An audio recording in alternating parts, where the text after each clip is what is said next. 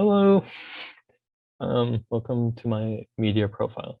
The period I decided to record was a fairly busy day for me, so this is probably not the best data to go off of. But I did include some like later individual, like you'll see. So the main part, I had 216 minutes of recorded data or media usage. 35.4% of that usage was from an 80-minute movie that I watched.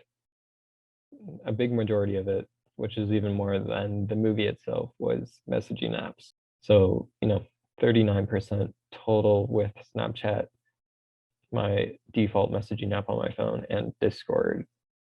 That makes up 39% of this 216 minutes. I also used Reddit, the internet, Twitter, and Microsoft Outlook, which make up a smaller percentage of my total media usage throughout the day.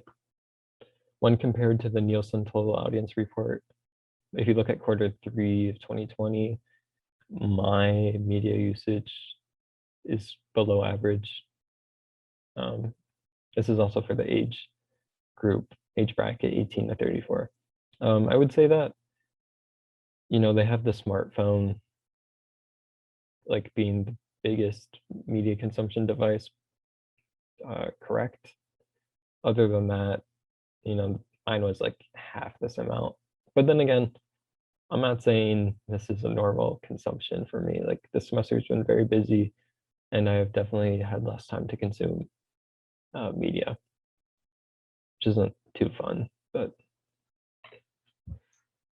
what can I do? If I wanted to make any changes to my media diet, I would want to spend more time with books and audiobooks, and I would want to cut back on messaging. Snapchat is my main messaging app, so Snapchat or YouTube. Even though it's not represented in this data set, YouTube does make up a big percentage of my media consumption on average. For my media budget, it's split up between these four subscriptions: the Criterion Channel, Netflix, Amazon Prime Video, which comes with Amazon Prime, and the Disney Plus, Hulu, ESPN Plus bundle.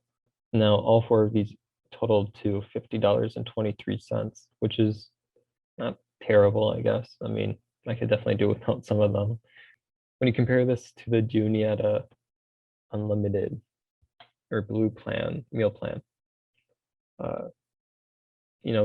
that comes to around $763.25, which is pretty insane. That's $24 per day. And that's the monthly fee is 763.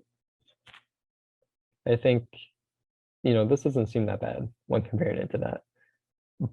But you're also comparing food to media. And I don't know, I mean, I could definitely do it without some of these. Now, I'm a big fan of like movies. So almost all my leisure activities do incorporate media in them. And even then, like I'm pretty introverted. So when I want to spend alone time, I'm probably on my phone or on my laptop, mainly on my phone, I'd say. Yeah, I could easily live without Netflix or this Disney Plus bundle, which take out a huge amount of this cost. That'd take out uh $32. And that's pretty insane. I mean, I don't watch TV, so half of both of these bundles or subscriptions are basically useless for me. And I did actively subscribe to Criterion Channel, so I'd probably keep that. And Amazon Prime Video comes with Prime delivery and stuff, so that has that going for it at least. If I had to just rate the media subscription service from Amazon, though, it's pretty bad. Like, I'm not gonna lie, I could probably live without it too. Now, when looking at my personalized ads on Google, which I actually did not know were turned on at first, it's pretty accurate. I'm in this age bracket. I'm a male. My language is English. I use Google a lot.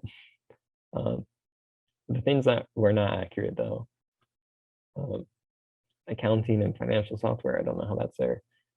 American football, I don't watch sports. I don't consume sports news. I don't know how that's there. Um, babies and toddlers and baby hygiene and baby care. I have no idea how these two are here either. I mean, at least they're not far up like accounting and financial software. Um, but I am into the rest of this stuff somewhat. Now, I do use ad block on my laptop, so that's why I didn't know personalized ads were on, because other than that, I just watch YouTube on my phone, and I do get ads on that, but I can live with those ads. They're not too bad. And then I did conduct like a separate survey to see what ads I experienced, since I thought it was interesting that I had personalized ads on and I didn't even know it. And the only ad to make sense, in my opinion, would be this Apple iPhone 12 ad. But I'm sure everybody gets it since it's Apple and they have so much money. So, I mean, how personalized is it actually, right? Who knows? Yeah, conclusions. How central is media to my life? Well, I think it's fairly like obvious that it's pretty central to my life. I'm a Gen Z kid slash person. So, I grew up with media dictating my whole life, basically. What motivates my media consumption? I would say that, my passions and interests motivate what I consume. I don't think many people would watch a video on something they were interested in unless, I don't know. I don't, I'm really into movies, so I'm gonna watch movies and like I'm a big YouTube user, so I'm gonna watch videos have that are about interests of mine. I'm not gonna watch makeup videos when I'm not into makeup. I mean, why would I do that? Are there any downsides to my media consumption habits? I would say not really recently. I've been pretty busy, like I said, so I've not had much time to like be absorbed by media. I also I think a big part of it comes down to my almost morals of social media. Like I don't post too much on social media, so I don't. It's not like, well, I guess it's consumption, right? Okay, well, I don't post too much on social media. I'll get to that in the next question. But my consumption habits, I don't consume things that I don't want, that like trigger me almost. I'm sure people have experienced that. I mean, I'm on Twitter. I've seen stuff that's not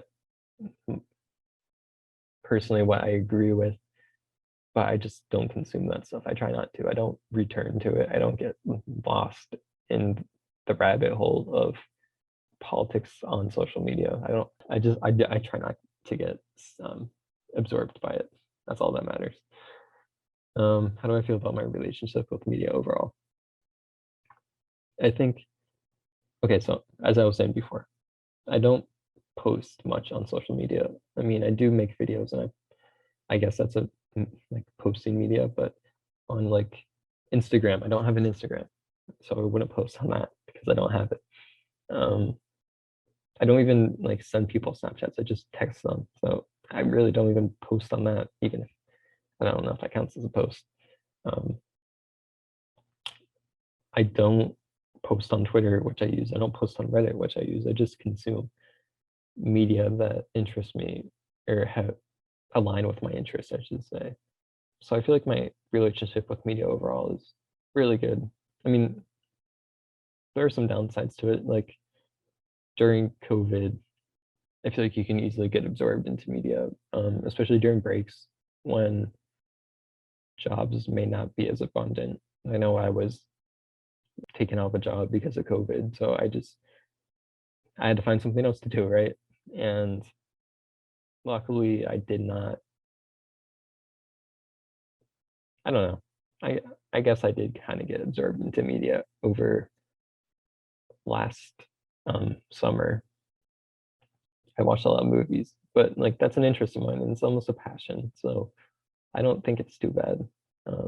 But I can see how it can be bad. Yeah, you definitely have to watch out for it. And yeah, that's all. That's my media profile.